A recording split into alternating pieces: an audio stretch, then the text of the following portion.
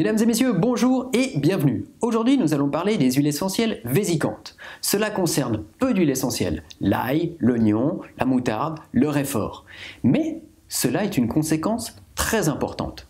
En effet, on est bien au-delà des huiles essentielles dermocaustiques. Ici, on n'est pas dans une petite rougeur de peau qui donne une petite sensation de brûlure. Non, on est dans une franche brûlure. On est jusqu'à la cloque au niveau de la peau. Eh bien, ce seront des huiles essentielles que l'on va éviter d'utiliser dans les suppositoires, dans les ovules vaginaux ou par inhalation. Bien sûr, on ne les utilisera que soit sur la peau, soit par oral de façon extrêmement diluée. Alors, ce sont des huiles essentielles que l'on va utiliser très peu en thérapie. Personnellement, je les utilise quasiment jamais.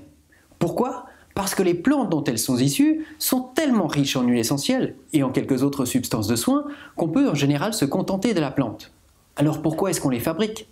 Déjà pour le plaisir du collectionneur, mais surtout pour l'industrie agroalimentaire par exemple.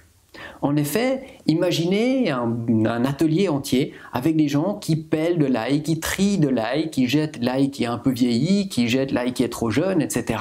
Ça coûte cher toute cette manœuvre. Alors, autant mettre l'ail dans un alambic, distiller, obtenir l'huile essentielle et ensuite utiliser une dilution de 1 goutte d'ail pour 100 ou 150 pizzas. Franchement, c'est beaucoup moins cher à utiliser. Et puis ensuite, petite anecdote qui est assez rigolote, ces huiles essentielles sont tellement agressives et tellement vésicantes et l'odeur est tellement forte qu'elles sont interdites de transport aérien, même en soute dans le fret.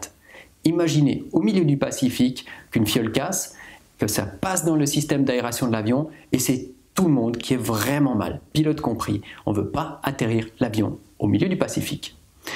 Donc, ces huiles essentielles-là, soit vous les diluez énormément, soit tout simplement, vous les regardez de loin et vous utilisez la plante.